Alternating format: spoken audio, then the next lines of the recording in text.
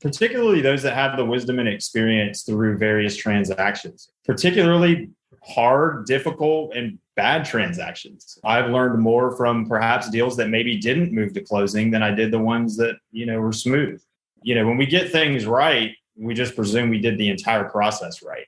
I don't mean to extrapolate that out on anybody to whom it doesn't apply, but for me, that's kind of how it is. Well, if we close that, I must have done everything right. Your network is your net worth. Come listen to some of the most successful people I know share invaluable knowledge, stories, and advice in real estate, business, and beyond. This is Weiss Advice. Whether you want to take your business or personal life to the next level, look no further.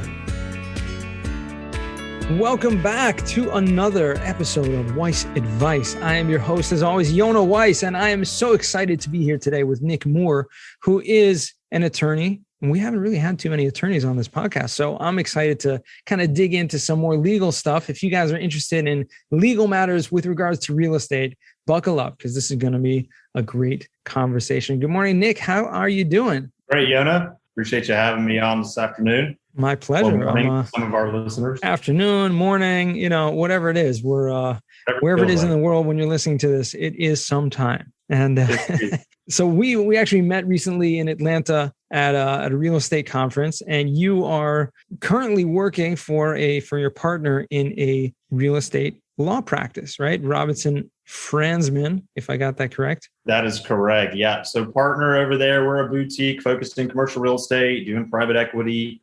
We have a pretty robust external general counsel practice. So we're advising business owners and various contracting and software as a service type agreements and things of that nature. So yeah. Now I always hear from a lot of people, colleagues, friends, clients, that having a good real estate attorney is worth its weight in gold, right? Because someone can, an attorney can make or break a deal, or if they don't necessarily know how to negotiate well, or they don't necessarily know how to review contracts, et cetera, or they're just, don't have the alacrity that sometimes is needed in a real estate deal. So what's your feeling? What's your feeling and thoughts on that? Well, for my own job security, I completely agree. And so seek us first, seek us often is how, I feel about that. But you're exactly right. Great word in alacrity. We should use that one more. But yeah, particularly those that have the wisdom and experience through various transactions, particularly hard, difficult, and bad transactions. I've learned more from perhaps deals that maybe didn't move to closing than I did the ones that, were smooth. When we get things right, we just presume we did the entire process right. I don't mean to extrapolate that out on anybody to whom it doesn't apply, but for me, that's kind of how it is. Well, if we close that, I must have done everything right. And so I try to keep a granular focus step by step. I try to educate my clients as much as possible on a granular basis, more so because, as you know, and alluded to, being in the investment space, our clients, they're selling their services then to their investors or right. Their ability to perform on like investments, right? Of course, we don't guarantee any particular investment, but so it's important that they know it and they know the legal implication of the documents that they're signing. And so their wisdom and knowledge is only as good as I can convey that to them. And then, of course, that's only as good as I know it and the wisdom that I have. So I try to communicate that. I think it's actually become a habit because early on I was so insecure about whether my clients believed me in my advice that I was like, well, let me explain this thing to the nines so that there's no doubt that I know what I'm talking about. And then I found that in overdoing that actually solidified the trust in the client. And I continue to do that and don't bill for it in most cases and just want to give you that supplemental information. So it is critical to have an attorney in whom you can trust and who's responsive. I can't underscore that enough. That's important. You don't want someone who's just going to be nitpicking on the billable hours and things like that. I mean, I get that for other types of, litigation situations and things like that. But here we're, these are huge, multi-million or, tens of millions of dollars, transactions. These are things that we need to be transparent about. We need to have, everything above board and move with speed, right? And not, 100% agree with all of that, and not be hesitant to pick up the phone or substitute your own judgment, right, on matters that you can text me about. Look, I'm an older millennial, but phones here, emails, I'm here. I'm as present and existential as it gets, and I think accessible. And so, a lot of my newer clients, particularly my experienced operators, have kind of lamented the non-responsiveness or like you said, that sort of superfluous billing that they've experienced elsewhere. And the brand that we built at Robinson Franzman isn't on that. We've been blessed and fortunate just in the volume of deals and clients that I'm happy to take a haircut. And if I don't bill you for this thing, it's probably more mechanics of me forgetting that I even had the conversation and I'm just going about my day. Maybe I would bill for it. I don't know. I don't think so. And plus we also try to flat fee things. So I could very well make $12 an hour on your deal, by the time it's done. But again, knowing that the client feels confident in their deal, they feel confident in you and what the advice that you prepared for them. I mean, it just makes my job worth it. And so to bill for that is sure. The bills will be there and your clients will take care of you. Indeed. Yeah, exactly. But again, it really comes back to like, if you have a question, you have a concern, like don't hesitate to reach out and be like, think to yourself, well, if I reach out, I know in the past, like a different attorney, he would like be clocking every minute we'd speaking. If you can get him on the phone. Yeah, exactly. If you can get a hold of him. So we built out, Robinson Franzman has really grown its bench and bandwidth and capacity so that I can take those calls, so that I can send some of the administrative clerical things that a younger attorney or paralegal is perfectly competent and capable of doing. And then that avails me to my clients for those. This investor asked this, which is always a tax question. I promise you. Like 9.9 out of 10 questions are tax related. And I'm like, check that against your CPA, but just be available. And then also the investor sees that. Like, wow, my operator got back to me so quickly. So there is a net effect of that responsiveness. Absolutely. Now you're working with lots of type of commercial transactions, different real estate things, equity, private equity, funds, things like that. Is there any particular area that, maybe you focus on or enjoy one over the other for any given reason? Yeah. I mean, it's just client by client, whatever the clients need, like that's it. Yeah. I mean, so I love what I do. And I have been so intentional in my career. I mean, to a financial fault early on, because I was so focused on what I wanted to do that it wasn't about the money, and it can't be. You just conform your lifestyle accordingly, and then the success it makes its way to you. Have a good heart, be well intentioned, and I think fortuitousness and blessing will come upon you. And so I enjoy what I do, and I meant to do it for what it's worth. I got the top grade in corporate law in law school out of like 90 kids. I call them kids. I mean, it was all adults. And that was kind of the sign for me. I'm a man of faith that this is my direction. This is where I'm going to go. So, but I'll tell you,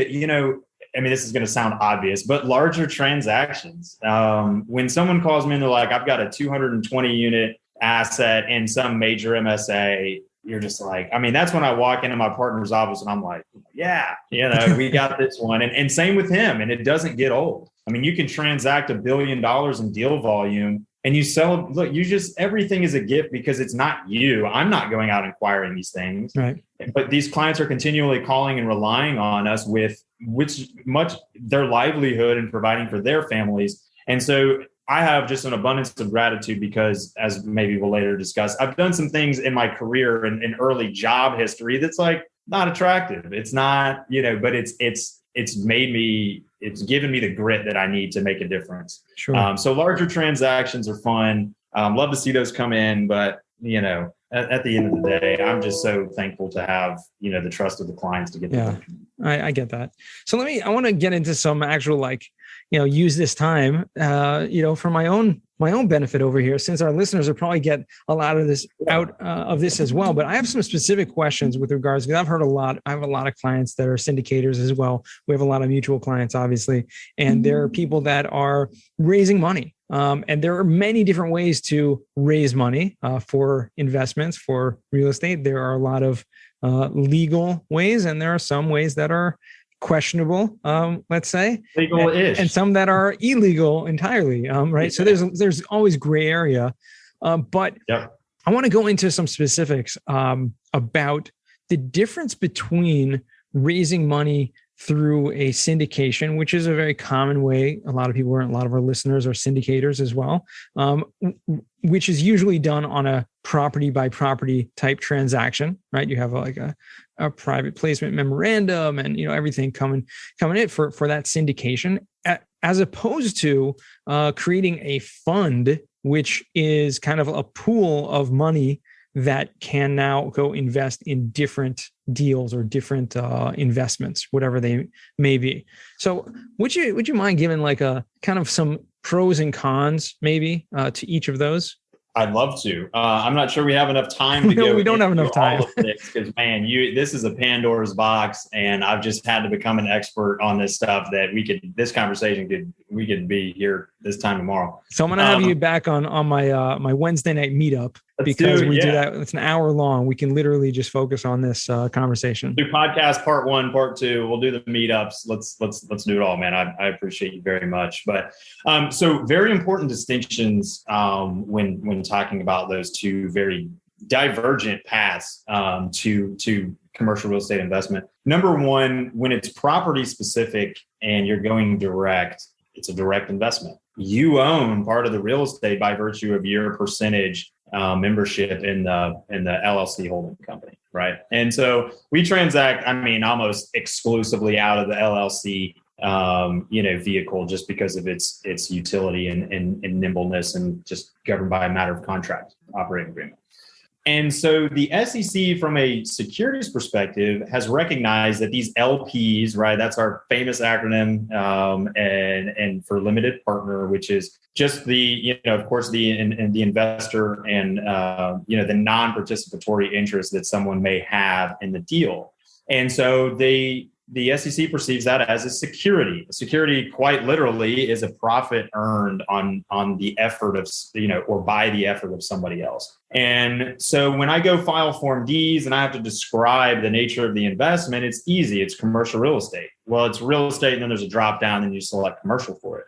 Funds are a little bit different, okay, and they're governed differently. And so it's an indirect investment. So you, as the ultimate LP, okay, so there's going to be two different LPs in this diagram that we're only going to discuss. I don't have my whiteboard in my dining room. I'm working from home today.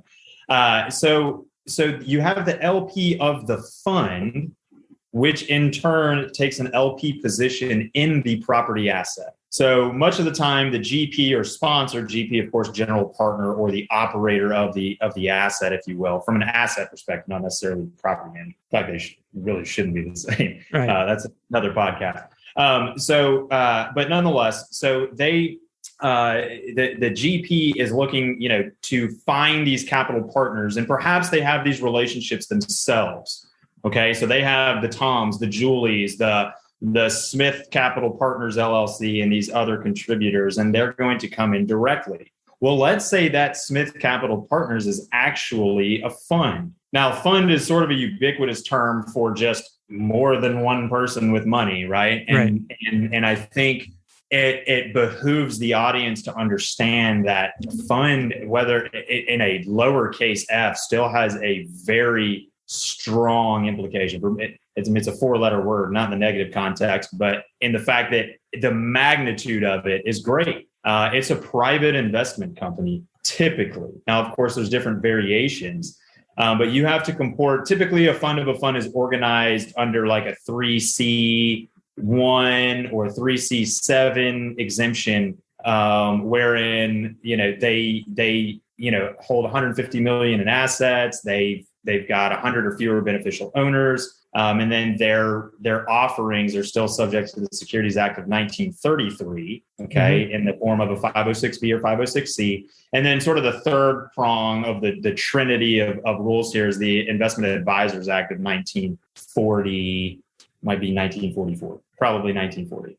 So that just requires that you fill out Part 1 of the Form 80V. And because when you're advising in the fund level, not the property asset level, but the fund level, you're actually advising securities, not a commercial real estate investment. Now, while the security underlies a commercial real estate investment, your fund manager, if you will, you don't own it. You're not deeded. You're not on the deed. You're not part of that holding company. Right. You're one level removed. And so that's why it's the fund of the fund. Mm-hmm. Okay.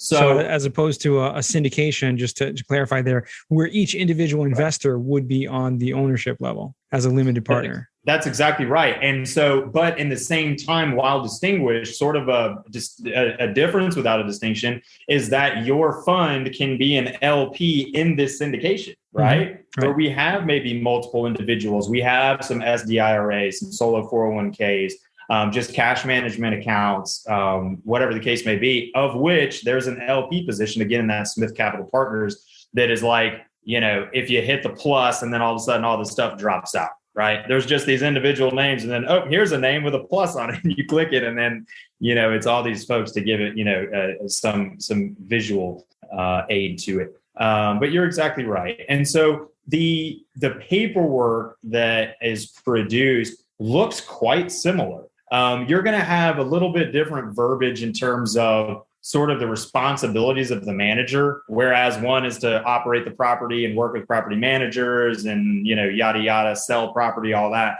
Your fund isn't really going to talk much about the sales of property because they're really just receiving the distributions by virtue of being an LP in that fund.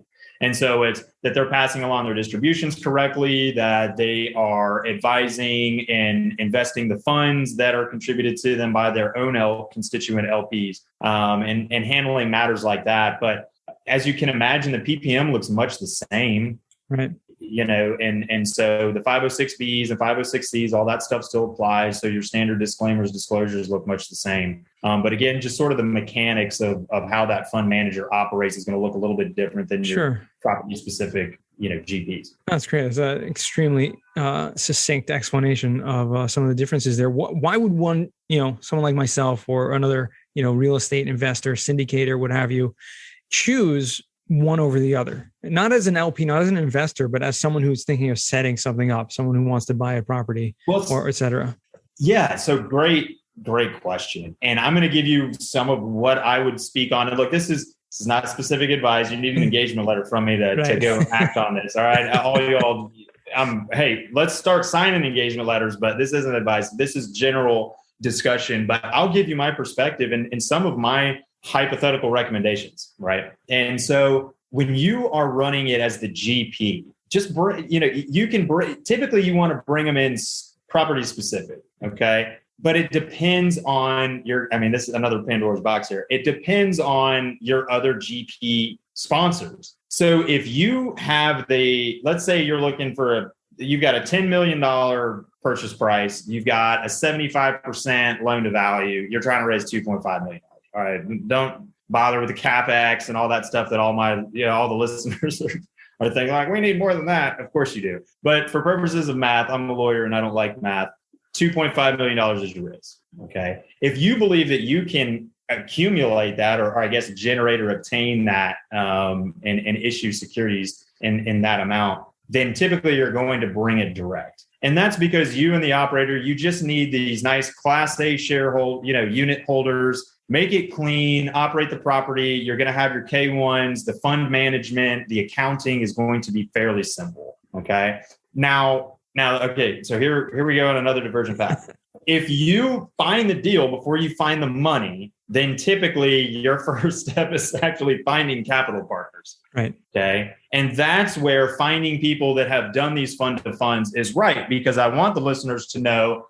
And there's a small caveat. I'm not even going to allude to it other than that about finders, but which was promulgated this year. But notwithstanding that, historically, you've had to be a registered rep or affiliate or a broker dealer to be able to broker the placement of private capital. Okay, and you'd have to have your Series 7, 63, 65s, et cetera, depending on the state specifics. And so, to the extent you're not one of those licensed individuals, you're precluded and prohibited from obtaining money, whether in cash or equivalents. All right. So whether that's a Rolex, can't do it. Whether that's GP percentage, can't do it. And of course, cash, you can't do that. And so, look, the distinction here with the fund is that by virtue of comporting with the Private Investment Company Act, the Securities Act, and the Advisor Act, you become a fund manager. And so you're deploying capital from an investment perspective on behalf of that corpus of funds that you've raised versus brokering the direct investment where Tom, Julie, and these others are contributing directly into the deal. Okay. And that's such an important distinction. And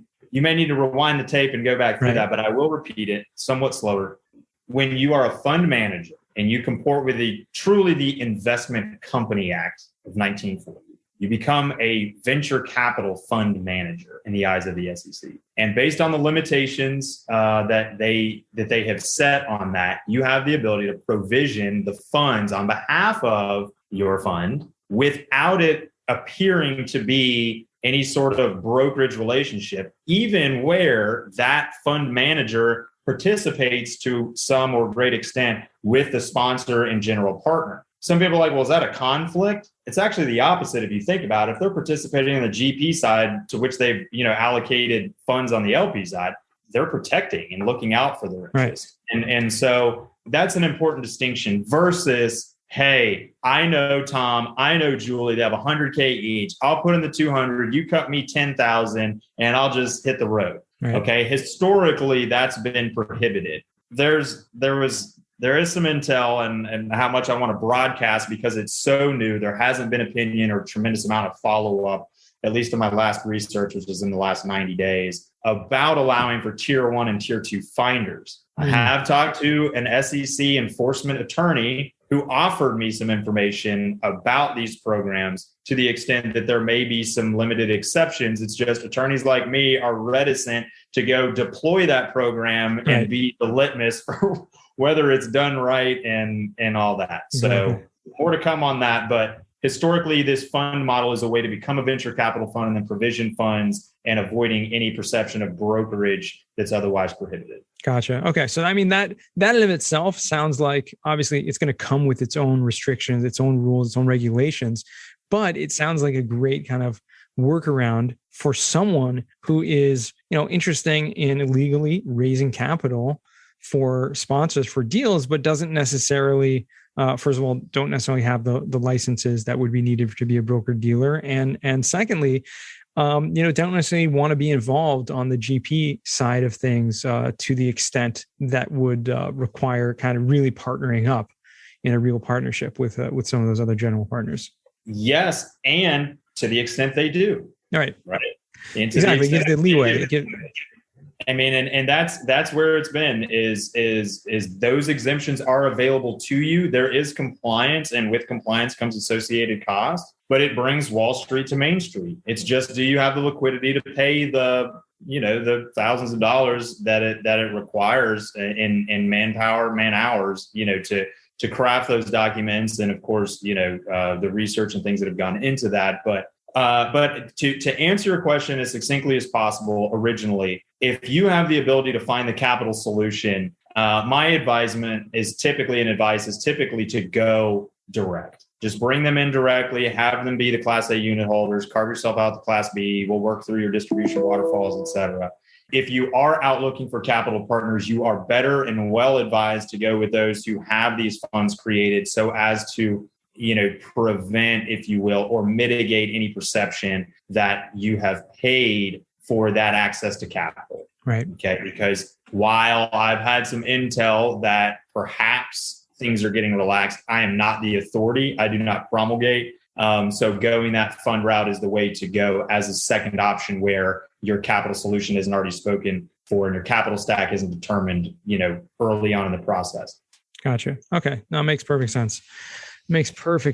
I mean, it just shed a tremendous amount of light on this subject to where a lot of people listening to this may not, first of all, not even understand the differences between the two. And, from both the, fund manager standpoint or alternatively the limited partner investor standpoint, and so I think we've covered some things, but obviously there's so much more to this, and we didn't even have the whiteboard or any presentation here. So we'll have to dig a little bit deeper because there's so much more to this that we can discuss. So I appreciate that. The time flies over here, but I want to transition now to what we call the final four. These are 4 questions I ask all my guests, and I'm curious to know what's the worst job that you ever had. Well, it would have to be. So I've done some not glamorous jobs, but I loved them. The worst job I ever had was probably my corporate job. I won't shame the company that I worked for, but it was the first company that I worked for after law school. I went more in a corporate in-house capacity, and just the corporate toxicity and just, I mean, it still helps me get out of bed and just feel so glad that I'm an entrepreneur. So yeah, first and last corporate job. First and last for a good reason, right? For good reason. Yeah, that makes sense. And I've heard that from a lot of people. And I think, you have that, even though now you're not in a corporate environment, but you have that entrepreneurial kind of spirit in you that is just, trying to do as much as you can, help as much as people as possible, and find solutions. And establish the culture in now my own organization to avoid that negative experience. We had a luncheon yesterday at the firm, and it was nothing but smiles and conversation, and that's what it's all about. So, yeah. No, that's awesome. That's important. Really important to create that corporate, kind of feeling, mutual feeling of respect and, working teamwork. And that's really what it's all about. So kudos to you for that. And glad you're on that upward trajectory with the current scenario. So the second question I'm going to ask is, what is a book you've read that has given you a paradigm shift? So actually one now, again, I'm a man of faith. And so this one for me, it's called Win the Day by Mark Batterson. And please just take this for what it's worth. I'm not necessarily one who needs a ton of motivation in the morning.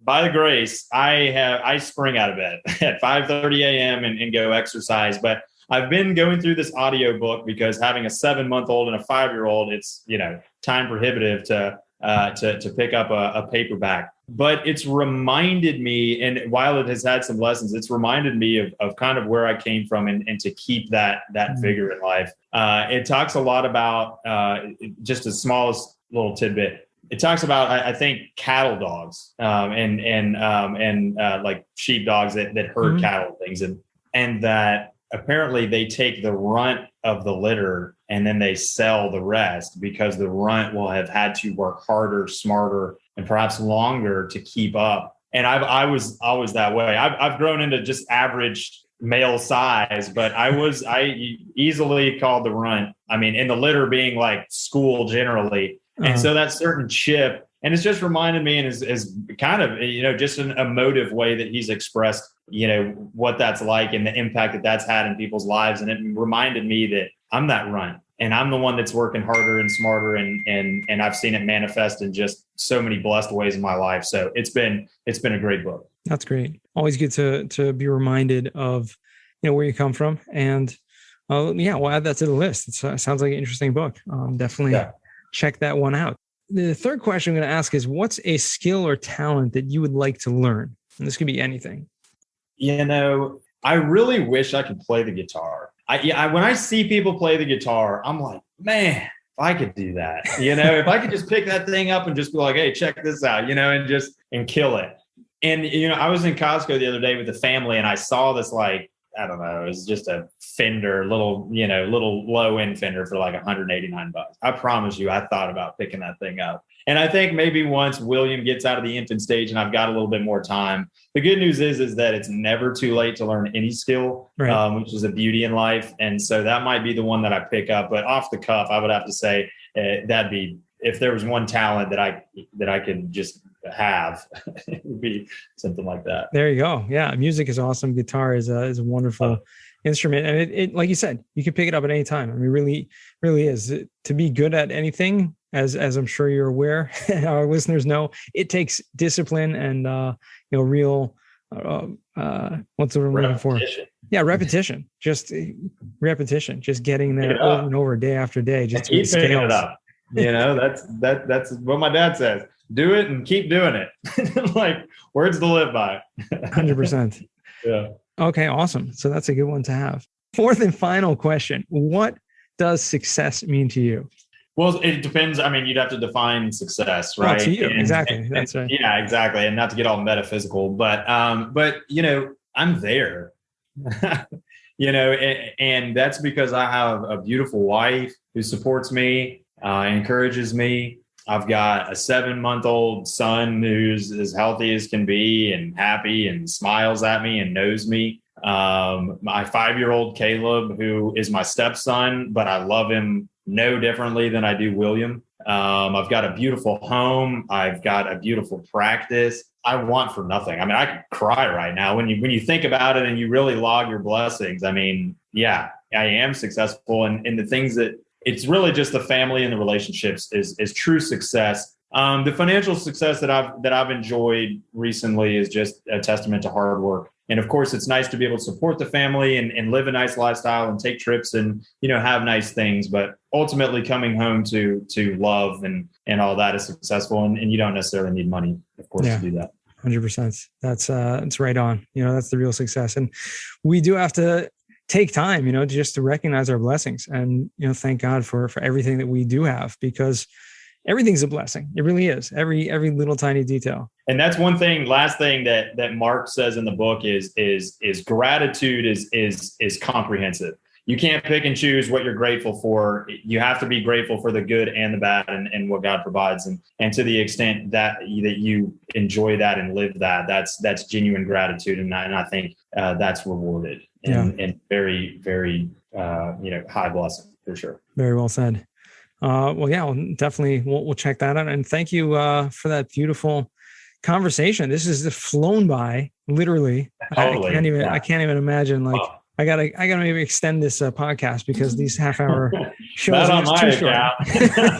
Like I said, we can do another one. And I've just appreciated you as a friend and colleague. And so this can be the first of many. And shoot me a Calendly link and we'll calendar another one. But awesome. I am humbled and appreciative of the opportunity. You're bigger than you know. I promise you that.